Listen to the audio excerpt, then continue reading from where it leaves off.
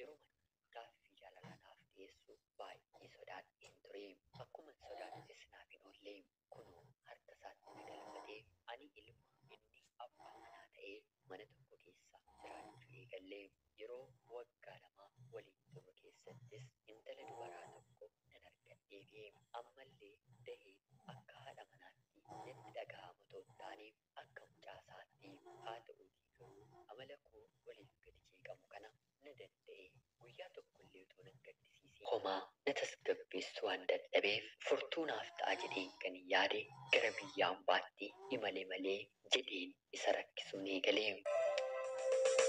Onneen koo qulqulluun har'a si jaalataa balbala isaa banee taa'e si eegataa jiru nutti hin tolle yoomuu na dhuftaa. Yeroo kanatti abbaan manaan koo morma kootti cidha ta'e malee ati kanaan booddee mana kanaatii bahuu hin qabdu. Kanan halkaniif guyyaa konkolaachisaa oliif gadi fiigu mana keenyaa mitii maalimmoo sitti hir'isee hin beekaa. Kanani si jiraachisaa jiru hiriyoota kee heerumaniin olidhaa jedhee natti dubbata. Anaaf garuu biyyi ormaa furmaata ta'e waan natti mul'ateef maatiin kollee yeroo na gorsan dideen ta'uu baannaan ganama lubbuu koo dhabeen na argitu jedheen isaanitti dhaadadhe. Jedhuun gariin immoo isheen biyya ambaatti dhiira gara biraatti heerumteetti jedhuun gariin immoo nagaa keenya kan hin barbaanne dubbii gidduu keenya oofu. Kanumaas ta'e garuu ani abbaa manaa koo hin jaalladhu.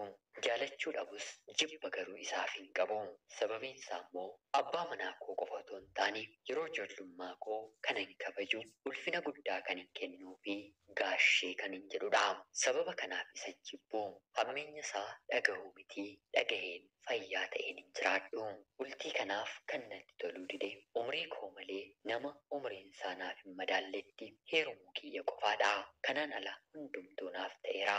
Alhamdulillah yeroo kanatti anii fi inni milkoofnee konkolaataallee bitannee manas ijaarrannee lafa dabalataan bakka lamaas bitannee wal jajjabeessinee wal ijaaraa waliin guddachaa jirra. Abbaan manaan koo guyyaa tokko akka abbaa manaa hiriyoota koo biyya ambaa jiranii maallaqa ergi jedhee guyyaa tokko na gaafatee na rakkisee hin beeku. Maallaqa keedhaan kana bitadhu naan jedhaa. Maallaqa keedhaan warra keef kana godhinaan jedhaa. Kanaan ala mataa isaatiif tiishartii tokko naaf bitii yeroo naan jedhu dhagaheen hin beeku. Kanaaf umriin koo dabalee yeroo naaf galutti hanga fedhe ta'u garaagarummaan guddaan gidduu keenya jiraatu rabbi garuu nama laafaa godhee anaaf waan naaf kenneef gammadeen waliin jiraachuun qaba jedheen murteeffadheen ofiis tasgabbaa'een amma jaalala akkamii guyyaa guyyaan natti haara'uu keessan jira. Baatii 3 booda gara biyya kootti nan galaa. Rabbi ija nagaan abbaa manaa kee ija nagaan daa'ima kee gammachuudhaan maatii keetti si haa baasu naan jedha. Jaarsi kiyya anaaf jaarsa qofa otoo hin taane ogeessa jaalalaati.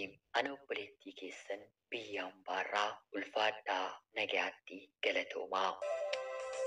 Onneen koo qulqulluun har'a si jaalataa balbala isaa banee taa'e si eegataa jiru nutti hin tolle yoomuu na dhuftaa. Guyyaa shamaa akkam jirtu kabajamtootaa hordoftoota qophii Oromiyaa 24. Nagayaaf jaalalli tokkummaan bakka jirtan hundaatti hunda keessaniif yaatu jecha guyyaa har'aallee seenaa obboleettiin keenyi biyya ambaarraa nuuf ergite seenaa jaalalaa sammuu namaa tasgabbeessu isiniif dubbiseen ka'a. Akka isin irraa barattaniif hubannoo cimaa ta'e tokko irraa argattan homaa shakkii tokko illee hin qabu. Obboleettii keenya seenaa kee kana nuuf qooduu keetiif guddaa galatoomisiin jecha kabajamtootaaf hordoftoonni qophii Oromiyaa 24 seenaa ishee dhaggeeffattan hawwii milkii nagaadhaan gara maatii isheetti akka deebitu akka qooddanii fi kabajaan isin gaafachaa kadhannaa keessanitti illee yaadadhaa jechaa qophiin guyyaa har'aaf isiniif qabadheen dhiyaadhee kanuma fakkaatti.